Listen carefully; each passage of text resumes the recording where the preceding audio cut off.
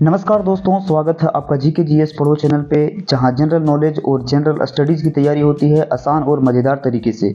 चाहे आप सरकारी नौकरी की तैयारी कर रहे हैं या अपनी सामान्य ज्ञान को मजबूत बनाना चाहते हैं, यहां आपको मिलेगा हर टॉपिक का आसान और सटीक समाधान। तो चलिए दोस्तों, आज जीके और जीएस के उन सवालों को देखते हैं। 20 ऐसे महत्वपूर्ण सवालों को देखते हैं जो रेलवे के एग्जाम में काफ़ी बार पूछा गया है और इस बार भी रेलवे के एग्जाम्स में आने की बहुत ज़्यादा संभावना है। तो चलिए दोस्तों, वीडियो को शुरू करते हैं। तो दोस्तों, पहला क्वेश्चन से हम लोग शुरुआत करते हैं और यहाँ पे आप लोग को एक क्वेश्चन के साथ साथ उससे जुड़े 2-3 फैक्ट्स और देखने को मिलेंगे, ताकि उसी क्वेश्चन से रिलेटेड अगर यदि कोई अगला क्वेश्चन नेक्स्ट बार आए तो उसको भी बनाने में आप लोग को परेशानी नहीं हो। तो सबसे पहला क्वेश्चन यहाँ शुरुआत करते हैं हम लोग कि पुष्कर मेला कहाँ पे लगता है। जो कि पुष्कर मेला के बारे में बात करते हैं हम लोग सबसे पहले कि पुष्कर मेला है क्या चीज का मेला। तो सबसे पहले बात करें तो पुष्कर जो मेला है वो जानवरों का व्यापार होता है इस मेले में, और इसे ऊंट मेला भी कहते हैं और कार्तिक मेला भी कहते हैं।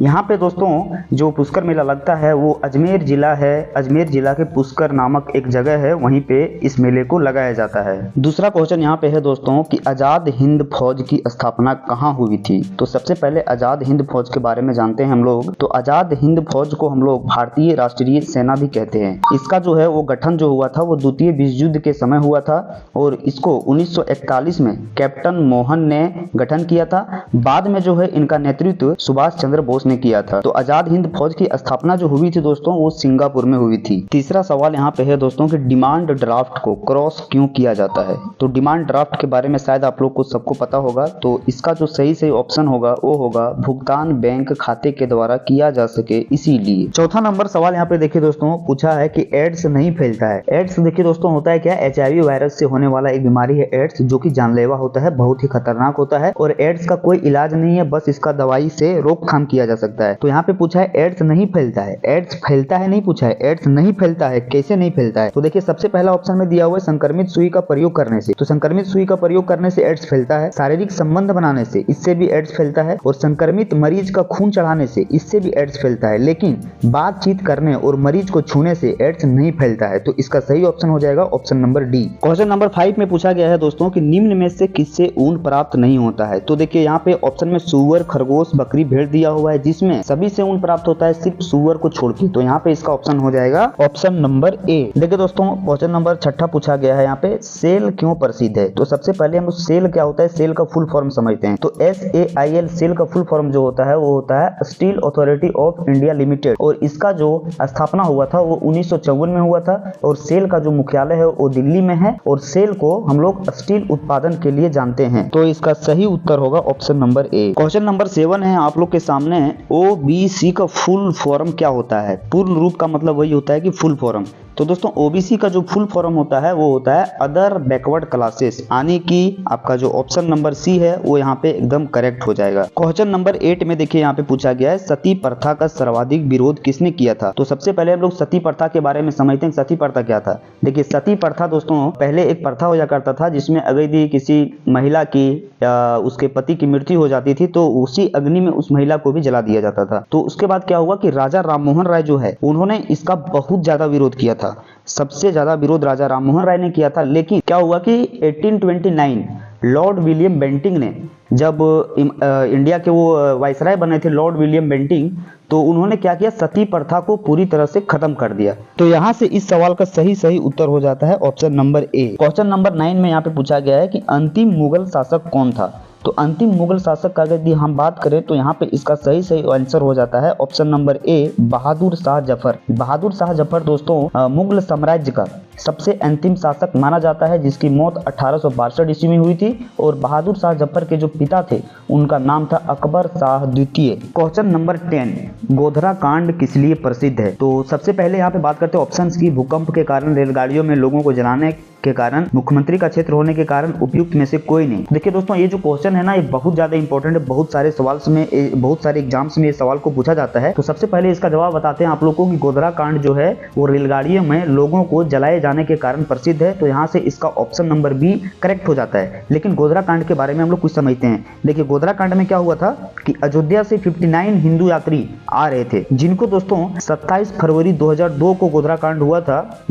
और जो ट्रेन था वो साबरमती एक्सप्रेस था। वो साबरमती एक्सप्रेस में 59 हिंदू यात्री अयोध्या से लौट रहे थे, जिनको ट्रेन में आग लगा करके जला दिया गया था। इसीलिए गोधरा कांड बहुत ज्यादा फेमस है, रेलगाड़ी में लोगों को जलाए जाने के कारण। क्वेश्चन नंबर 11, श्वेत क्रांति किससे संबंधित है? तो सबसे पहले हम लोग श्वेत क्रांति के बारे में जानते हैं। तो श्वेत क्रांति को हम लोग ऑपरेशन फ्लड के नाम से भी जानते हैं। और श्वेत क्रांति जो है वो दूध की उत्पादन में वृद्धि करने के लिए किया गया था। तो सीधा सीधा मतलब निकलता है कि श्वेत क्रांति दूध से संबंधित है, तो इसका ऑप्शन नंबर जो होगा वो ए सही होगा। अब बात करते हैं हम लोग कि श्वेत क्रांति का जो जनक है उनका नाम है doctor Verghese Kurien. Question number 12, Bharat में हरित क्रांति के जनक कौन है?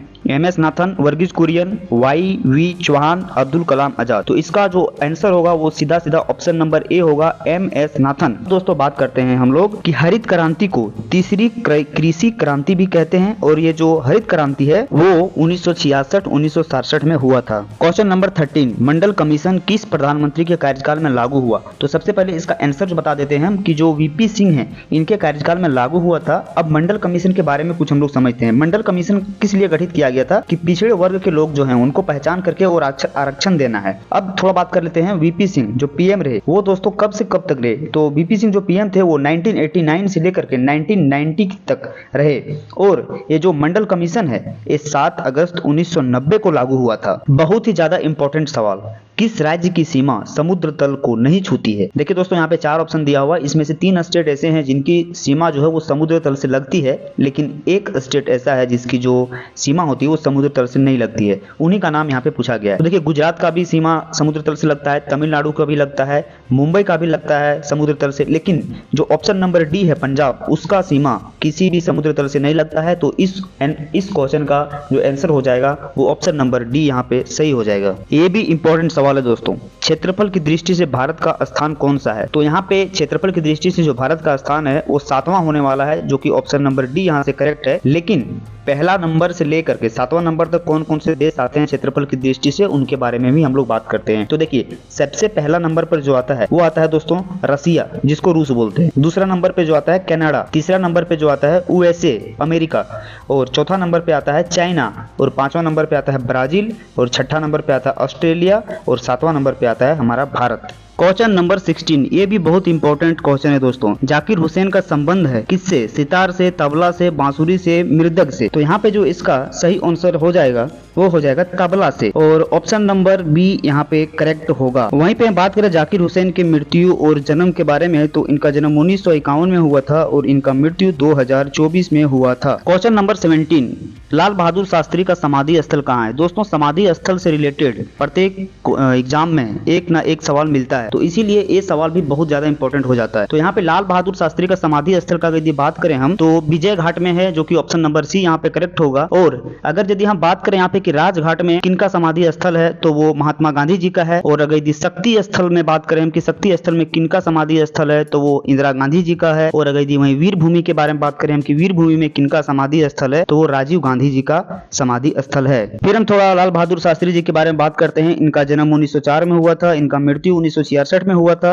और 1965 में जो इंडिया और पाकिस्तान का युद्ध हुआ था वो इन्हीं के कार्यकाल में हुआ था। यानी कि उस समय इंडिया पाकिस्तान के युद्ध के समय लाल बहादुर शास्त्री जी हमारे भारत देश के प्रधानमंत्री थे। क्वेश्चन नंबर 18, मसालों की रानी किसे कहते हैं? ये सवाल बहुत सारे एग्जाम में रिपीट होता है, तो यहाँ पे इसका जो आंसर हो जाएगा वो सीधा सीधा इलायची हो जाएगा, यानी कि ऑप्शन नंबर बी यहाँ पे करेक्ट होगा। क्वेश्चन नंबर 19, दिन ए इलाही धर्म किसने चलाया था? ये भी इंपॉर्टेंट सवाल है, तो इसका जो आंसर होगा वो सीधा सीधा हो जाएगा option number A Akbar. Akbar का जो जन्म हुआ था वो 1556 में हुआ था और 1605 ईस्वी में इसका मृत्यु हो गया था। और अकबर का जो पिता था वो हुमायूं था दोस्तों। और अगर यदि बात करें हम दीन इलाही कब स्टार्ट हुआ था, तो 1582 ईस्वी में दीन इलाही का जो अभियान था वो चलाया गया था, किसके द्वारा? अकबर के द्वारा। क्वेश्चन नंबर 20, कुतुब मीनार कहाँ है? ये भी क्वेश्चन बहुत ही बार रिपीटेड है एग्जाम्स में, तो सबसे पहले इसका जो आंसर होगा वो दोस्तों ऑप्शन नंबर ए होगा, यानी कि दिल्ली में। अब थोड़ा बात करते हैं कुतुब मीनार के बारे में। तो कुतुब मीनार दिल्ली में है, और कुतुब मीनार को बनाने का जो काम है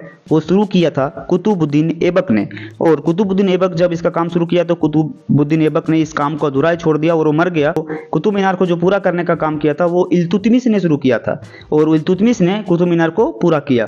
अब बात करते हैं हम कि कुतुब मीनार का जो काम था वो 1192 में स्टार्ट हुआ था और पूरा जो हुआ था वो 1220 में पूरा हुआ। ये था दोस्तों 20 जीके के महत्वपूर्ण सवाल जो कि प्रत्येक बार एग्जाम में रिपीट होते हैं। तो आशा करते दोस्तों वीडियो आप लोगों को बेहद ही अच्छा लगा होगा और जानकारी भरा वीडियो होगा। तो दोस्तों ऐसे ही और वीडियो देखने के लिए हमारे यूट्यूब चैनल जीके जीएस पढ़ो को सब्सक्राइब करें और वीडियो को बहुत ज्यादा लोगों तक शेयर करें ताकि सभी लोगों को ये जो रिपीटेड क्वेश्चन है जीके का ये सभी लोगों को याद हो सके। तो फिर मिलते हैं दोस्तों आप लोग से अगली वीडियो में, तब तक के लिए जय हिंद, वंदे मातरम।